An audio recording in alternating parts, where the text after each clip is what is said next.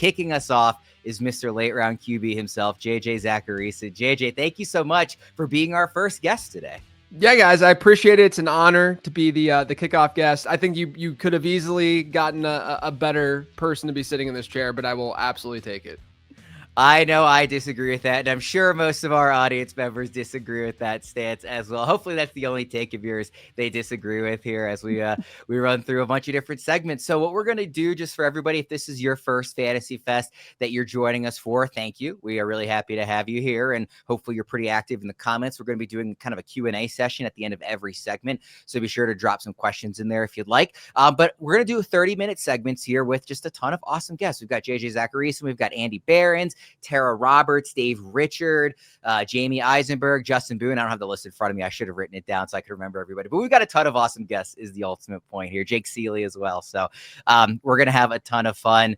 Erickson, how you feeling getting going here? This is like, I know we've started draft season. Of course, we're well into it. But it feels like an unofficial kickoff to kind of like the height of draft season. Yeah, I'm super pumped to be here, breaking it all down, giving everyone the advice that they need to dominate their leagues, man. That's why we're here, to dominate. We are ready to dominate. Also, thanks to everybody in the chat. It is my birthday. I appreciate everybody wishing me a happy birthday. That's not the focus of today's stream, but it does feel like a fun little birthday celebration to get to talk to all of you. It's fun to do it anytime, but what a treat for me today. Let's dive in. We're going to be talking in this first segment on. It's kind of one of the segments I really like to do. We do it in season, a version of this show, but just key questions for the 2025 season. And since we only have 30 minutes on this segment, of course, I wanted to kind of take a macro level view, not get too in the nitty gritty of specific players. We're going to be doing a lot of that throughout the stream today. I wanted to sort of look at our approaches for different positions. We're going to do one question for each position. And of course, it makes sense with JJ on the segment to start off at quarterback. And I want to ask about this year in particular as a late round quarterback approach compared to other years. It feels like the top of the quarterback position, JJ, has never been stronger in terms of guys that we know, if they are healthy, are going to be elite at throwing the ball and running the ball, and just these cheat codes in fantasy week in and week out. So it's really appealing for some people maybe to say, well, maybe I actually will reach on one of these guys because they're just these crazy elite studs that are so consistent. But also the positions maybe never been deeper. You look at quarterback 18, quarterback 19 in the rankings are really appealing too. There's so much depth there. So this year in particular, is it as a strong year to wait on quarterback compared to other years, or how are you kind of approaching the position this year? Yeah, I mean, look, I could talk for hours about this topic probably. But yeah, I mean, like, look, the quarterback position in general in today's game is way different than it was back in, let's say, 2015, 2016. Like in 2015, if you just looked at the top 18 quarterbacks by ADP and you looked at how many points per game they ended up scoring, the R squared between those two variables, or the correlation between the two, was 0. Like there was literally no correlation between where a top 18 quarterback was drafted and how many points per game he actually scored. Now, what we've seen is that since basically Lamar Jackson's first MVP season in 2019, I know he was sort of a late round quarterback that year, but the market started to catch up on the fact that, hey, we need mobility at the quarterback position. That gives us a nice floor. And then also with that mobility and with these quarterbacks we've seen in recent years, they're giving us more of a ceiling through the air, as passers. And so we've now had these unicorn quarterbacks like Lamar Jackson and Josh Allen and Jalen Hurts who are giving us consistently year in and year out these high-end QB1 type seasons. And so if you do like a value over replacement player type formula at quarterback, it might not say that you absolutely have to get a Josh Allen in, round 2 or something like that, or, into round 3. But what it will, what something like VORP doesn't necessarily factor in is the predictability of those performances, right? We're using VORP from on a projections basis, right? We're saying this is what this guy's projected for versus his baseline, and we're comparing that across positions. But the difference at quarterback versus other positions is that we feel really, really good. I mean, Josh Allen has been a top 2 quarterback basically the last 6 years in points per game. I mean, we know that more than likely he's going to give us that high-end performance. And so I think we're in a spot right now at quarterback where you can get one of the big 4. I have it as a big 4. I personally don't have Joe Burrow, in that group. You can go after the big 4. Or like you said, it's super deep. You can wait. Try to get the mobile quarterback late. Like I think the easy go-to this year is like a Drake May type, even a Caleb Williams type. Try to get a guy like that late. If you can't get those players, then you might want to draft even 2 quarterbacks and just kind of play matchup each week, or hope that one of those two quarterbacks is the pocket passer that ends up hitting this season. Because every once in a while we'll get, not every once in a while, basically once a year, we will get a quarterback who is in the late rounds. Last year was Baker, who ends up having an outlier season in touchdown rate and is likely not to repeat that year over year. But if you hit that guy that season, you're feeling pretty good about your quarterbacks. Yeah, Erickson, it's a good point that I think JJ made at the end there about how, yes, it's great to have an elite quarterback, but we see at the position, those guys jump up. I mean, 6 years ago, it was Lamar in that first MVP season was going, as like a 12th round pick or whatever it was, and ended up being this elite player. Last year, it was Jaden Daniels. There's other examples too. I know you and I have talked a lot about Drake May. If you're going with a later round QB approach, is May the number one target for you, Erickson? Or are there other names that you throw in there? Yep, May is definitely the number one target for me. And I think that when you just look at the landscape of the late round quarterback, and we're trying to project the story of what the 2025 season is going to be. And I think part of that when it comes to the quarterback position is going to be the second year quarterback. These guys going from their rookie seasons into season number 2, we see a ton of NFL players take that next step. And you could just paint such an optimistic picture for guys like Caleb Williams, like Drake May, like Michael Penix, his first year as a starter with all these weapons in Atlanta. You have JJ McCarthy in one of the best infrastructures you could ask for in Kevin O'Connell's offense in Minnesota. And then you have Bo Nix and Jaden Daniels, who established themselves as rookies and now are looking to then take another step forward entering year 2. And that's why I'm so excited about, yes, if I can lock in the production with an elite guy, especially if I don't feel great about some of the running backs and receivers going in that range, Garrett Wilson versus Lamar Jackson. Who is the safer pick? I don't think we need to go on a stretch to decide. It's definitely Lamar Jackson as the safer pick, whereas Garrett Wilson, you can definitely poke holes in his projection for this year with Justin Fields. Not so with Lamar Jackson. So even though maybe you feel like you're not getting the best value at quarterback, knowing you can guys get later on, you still want to make the right pick and draft someone that's not going to be necessarily a bust. So that's kind of the way I see it. So I agree with a lot of what JJ had to say. JJ, if you are going to take an early quarterback, or if anyone is, do you have a favorite of that big four, or is it really just kind of any of them? Yeah, I mean, look, I think that you can go with any of them, but I will say I think that Jalen Hurts' value, just from where he goes versus the other guys, because you're going to get a round, even more than a round discount on a guy like Hurts versus Lamar and versus Josh Allen. To me, he would be the pick simply because Philadelphia is almost definitely not going to run the ball as much as they did last year. Jalen Hurts was many pass attempts per game lower than what we've seen over the last few years from him. Philadelphia had the second lowest pass rate of any team since 2011 last season. That's usually a number that regresses. Things did kind of, they ran pure last year, with the way the running game worked. They're going to have they have one of the toughest schedules in the league this year from a wins total perspective. So I expect Philadelphia, to throw the ball 100 plus more times than they did last season. And obviously that's going to help the passing attack, and it's going to help Jalen Hurts as well.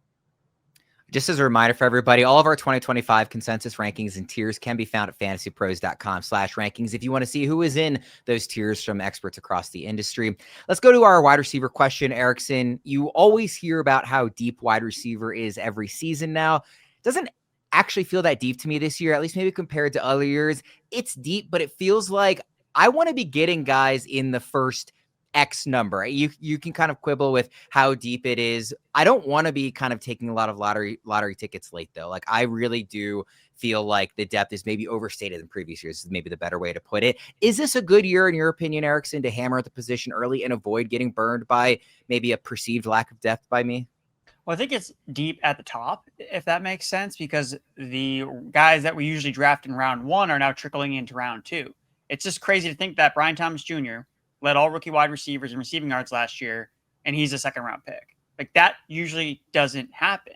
So I think it's deep at the top when you're looking about, okay, who could be a top 5 wide receiver this year? I think there's a lot of guys that kind of fall into that territory. I think that it's maybe a list of 11 or even 12 wide receivers. But then to your point about the depth after that, going into the next couple tiers, I think that's where you start to see things kind of get diluted with some of these receivers. And I think it's always important to think about, we're talking about strategies. We talk about late round quarterback, talk about late round running back, talk about late round tight end. We don't talk a lot about late round wide receiver just because it's definitely the hardest one to identify and hit on, because you have to get opportunity and talent right. Like, you need to hit on multiple things. So it doesn't mean that there's no late round wide receivers that can hit. Yes, there are guys that we like, but it's just so much easier for those other positions to hit. So when you are in those later rounds, I want to be scooping up running backs. Like that's who I want to be targeting. That's who I want to be loading up my bench with running backs or tight ends if I want it weighted at the position. And goes back to the point earlier. So instead of going with a early round tight end, early round quarterback, drafting receivers I feel good about and confident about in those earlier rounds makes me feel better about my entire roster when it's all said and done. JJ, I'm curious what you think, and I don't want to make it seem like there aren't any players I like Emeka Egbuka going in the mid 40s at wide receiver. Yes, I love that. Like there are players that I like, but I think you get to even like the mid 20s, and I'm just reading through in the expert consensus rankings. Teteroa McMillan, Jameson Williams, Xavier Worthy, Zay Flowers, George Pickens, Jalen Waddle, Rashee Rice, Chris Olave. There's upside there, but there's also a lot of question marks, and I just don't maybe feel as sturdy with the guys after the folks at the top in those first couple of rounds. How do you see the position as deep versus shallow? Yeah, I think that the interesting part about wide receiver this year is I agree with Andrew about the idea that it's pretty deep up top. I mean, Drake London, for instance, would we be shocked if London ends up as the overall wide receiver one in fantasy football this year? I don't think it's like nearly out of his range of outcomes. Even AJ Brown, I just talked about how I like the Philly passing attack. Obviously he's banged up right now, but AJ Brown has basically been a 1,400 yard wide receiver every year, prorated for the games that he's missed every year in Philadelphia. The thing that I've really noticed is that when you get to that sort of next tier, there's sort of a dead area, maybe after the JSN range, just because, Devontae Adams has a lot of question marks right now with Matthew Stafford. Otherwise, I would be way into Adams, but like Garrett Wilson, we're like, okay, what's that looking like? Marvin Harrison Jr., I mean, we could see the upside, but there's a lot of question marks about there really wasn't that much change in that offense. So how can we be so sure that there's going to be that much change for Marvin Harrison Jr.? And so I keep going down that list. And then we get to that giant tier that you were just talking about, Ryan, where you have a lot of question marks, but you can see clear upside cases, right? Teteroa, I don't want to make his mom upset. Teteroa McMillan, someone who I like a lot as a prospect. We obviously can see the upside case. George Pickens in an offense that should throw like 150 more times than the offense that he's coming from, as the two alongside CeeDee Lamb, you could see the upside case for him. Devontae Smith, even, you could see the upside case for. Devontae Smith last year, when one of Dallas Goedert or A.J. Brown were out, he had a 31% target share per game rate. Like the dude is awesome when one of those guys are out. Even when they're not, he's still a very usable player. So what I've kind of done at wide receiver this year is I'll often get it. I mean, I'll get at least one in the first two rounds, typically because of the guys that we talked about earlier. Like we feel very good. We feel very secure about them. But once you get into those middle rounds, I mean, I just generally am chasing upside, and there's a lot of upside to chase in that area. Whereas then I'm kind of avoiding the small hit, big miss type wide receivers where the big miss isn't so much that they're going to just fall flat on their face, like Cortland Sutton or Zay Flowers. Those are two of my go-to examples here. I don't think they're going to fall flat on their face. I just don't think that we're going to see necessarily a top 20, top 15 wide receiver season from those guys, given the fact that Sutton's never been a top 24 wide receiver in PPR points per game. And you have probably a less volume in that offense this year from a passing perspective because how good the defense is, and they added those running backs. Zay Flowers, Baltimore's been a bottom three pass rate team over the last few years. Like there's just not as much volume to go around. And so I look at that range and I say to myself, all right, if I'm going to get an anchor at wide receiver early on and I throw 2 or 3 darts at this range, including like the Emeka Egbukas of the world, the Ricky Pearsalls of the world, I throw a few darts at those guys. I think that one of them will hit. And if I get 2 or 3 of those types of players that are going to be week in and week out wide receivers and solid players for me, and I get that anchor at running back early, then I think my team's looking good. I keep doing the same thing, by the way, where I'm like, oh yeah, Teteroa McMillan. I'm like, oh, let me finish it because I don't want his mom to get mad at me either. So given this conversation, like I find myself very often, if I'm picking near the end of the first round, I'm just very happy to double up on receivers. Yeah. I love the receivers there, and I just feel so confident there. And I also kind of like some of these running backs and everything that are going to be available in rounds 3, 4, and 5 more so than I usually do. So if you are doubling up at the receiver position with a late first round pick, do you have like a favorite too? I know you mentioned Drake London and AJ Brown. Like I love London this year. I mean, I love all these guys, right? Like if I can get Nico to fall to me, I like Brian Thomas Jr., Ladd McConkey. A lot of people really like. Do you have like a favorite pair of those two?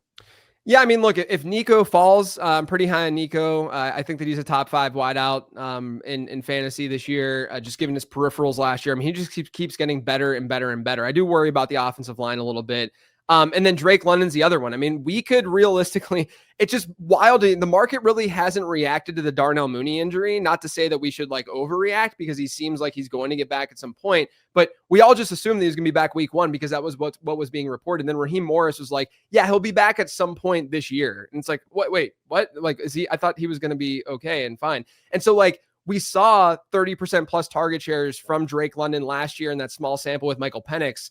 I don't see how that doesn't happen, especially with Darnell Mooney banged up. So Drake London would probably be the other one that I think is just a little bit undervalued right now. So I'd probably, I mean, like if you could somehow see Nico Collins fall and get Drake London, or, you know, even if you're in like the 109 spot or something like that, and you're able to get Nico in the first round because you know that the market hasn't reacted enough to stuff going on in Atlanta, and you get Drake London in the second round, I mean, that's chef's kiss. You're good to go.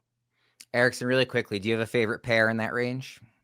I mean, I love Nico. I love Drake London, and Puka is probably the one that I feel like I'm getting potential value on if he falls a little bit because of people that are concerned about Stafford. But Puka, I think, just can have so much success in this offense. I think almost regardless of who the quarterback is. I think that if Jimmy Garoppolo, yes, I think you're probably more concerned about Devontae, but Puka Nacua, of the last 2 seasons since joining the NFL, he's 4th in the NFL in receiving yards, and he has to score touchdowns eventually.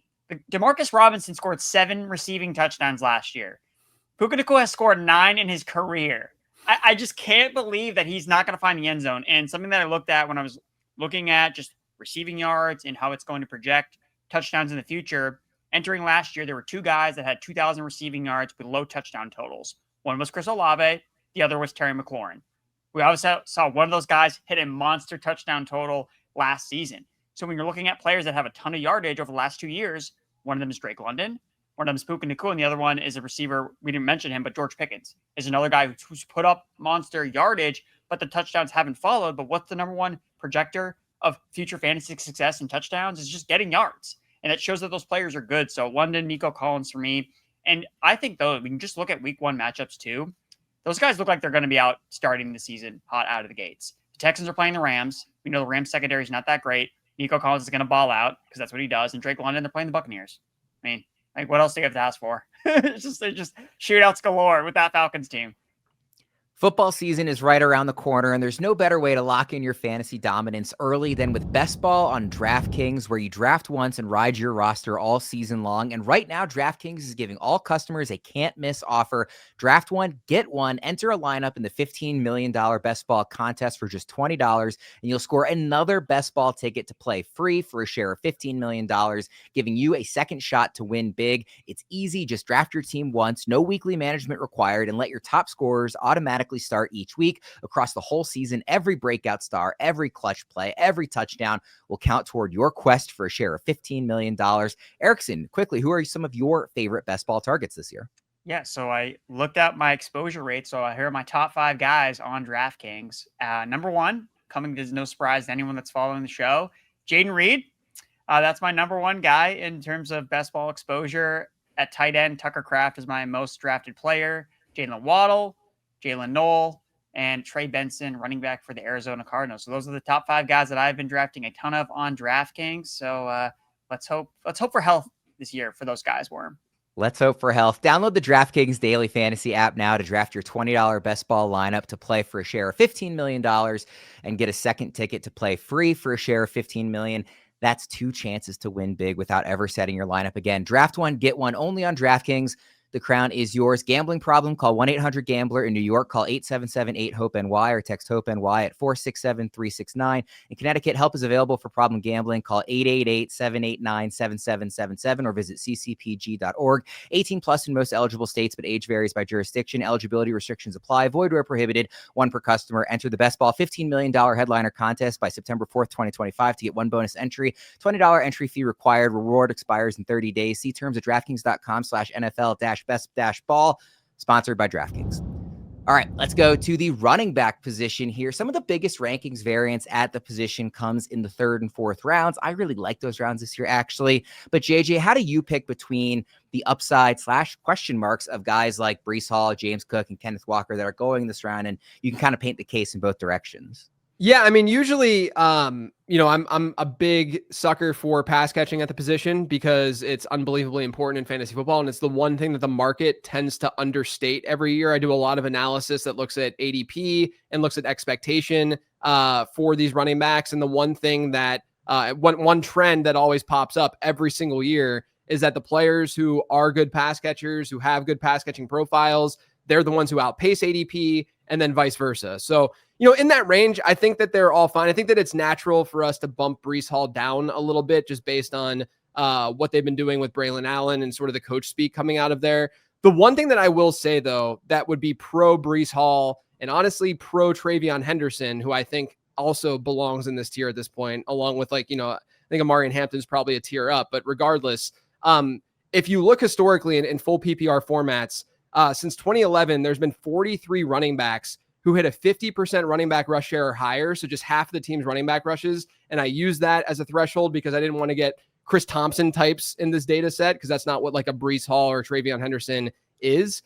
But if you look at players who had a 50% running back rush share and a 15% or better target share per game rate, which is probably a little bit higher for like a Travion projection, but I think we feel relatively comfortable with that for Breece, just given the alternatives at pass catcher in that offense. There's been 43 of these guys. So half the team's running back rushes and a 15% target share.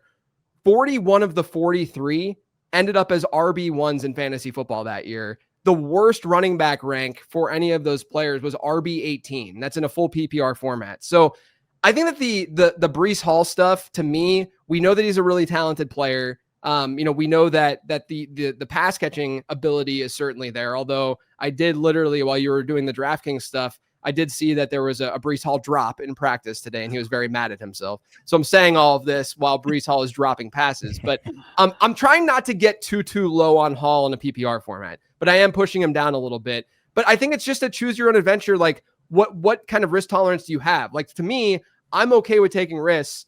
I love Kenneth Walker in this Kubiak system, in this zone scheme. I think that we're going to see, last year he did finally hit a strong target share, like a 14% target share per game, which basically doubled up what he had seen over the first 2 years of his career. I don't think he's going to be that high this year, but him in that offense, we saw that offense in action a little bit in the preseason in that running game. And we saw, last year they ran the most, or the second most zone related runs in the NFL and outside zone runs. And so I think Kenneth Walker and his speed and his big playability just works really, really well in that offense. So I'm kind of preferring him over the other guys there, but I understand if you don't want to take on that risk, I get it because he's banged up and he hasn't been able to stay healthy.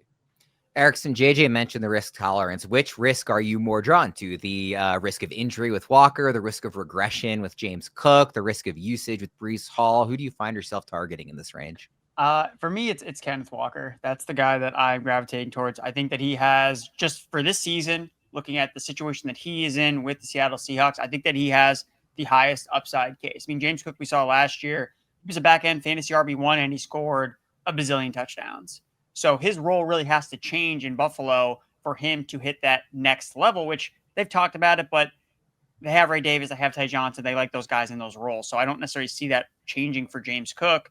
Breece Hall, we've talked about it, seems like his role is going to be reduced from last year. Even if he is the number 2 target on the Jets, being attached to Aaron Rodgers is so much better for a pass-catching running back than being attached to Justin Fields. And in Fields, to me, just like watching him play, he just doesn't look natural, like throwing the ball to the running back. Like he just looks like a quarterback that does prefer to run a little bit more. So that concerns me with Hall, whereas Ken Walker, again, going back to this offense with Clint Kubiak, last year, the number 1 running back in expected fantasy points per game, so just kind of looking at it as, okay, running back usage, was Alvin Kamara. There was no other running back that had more expected fantasy point output than Kamara under the Clint Kubiak.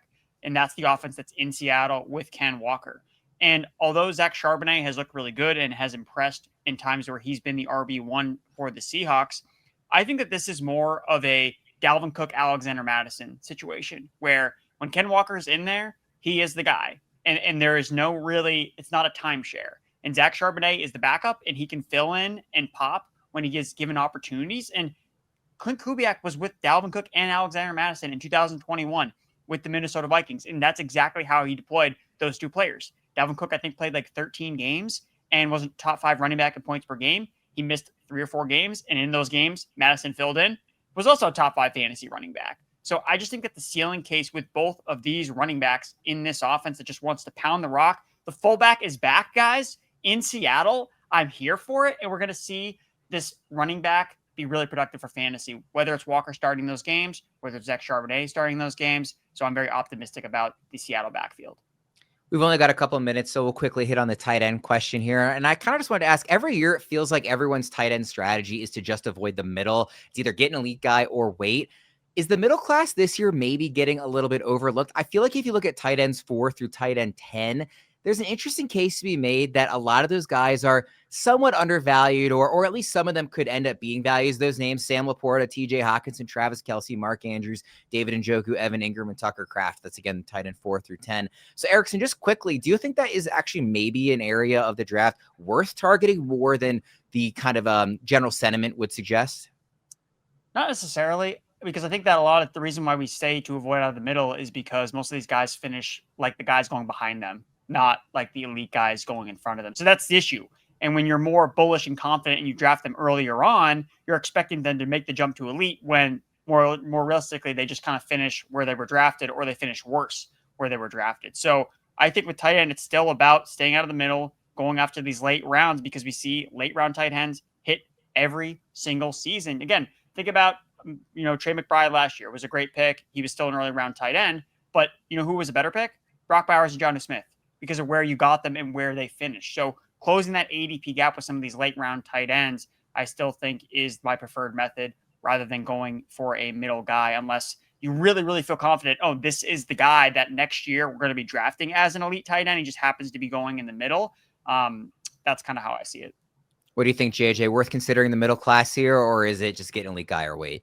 Yeah, I mean, look, I think that a huge reason that us annoying analysts talk about those middle rounds as, no-goes for tight ends is because it's more of a floor thing for those tight ends as opposed to a ceiling thing. TJ Hawkinson is like this era's Greg Olsen, where it's a player who can definitely be fine for your fantasy team, but he's unlikely to be a league-winning type tight end who's going to give you that game-breaking week in and week out. And so a lot of times you can just replace that production later, whether through streaming or just finding who, that late round tight end ends up being. I think there's some decent choices this year, decent enough choices. And if you don't even want to play that game, I think just going with a Tucker Kraft, who's going to go later than, where a Hawkinson goes and Ingram goes, especially in more home league environments.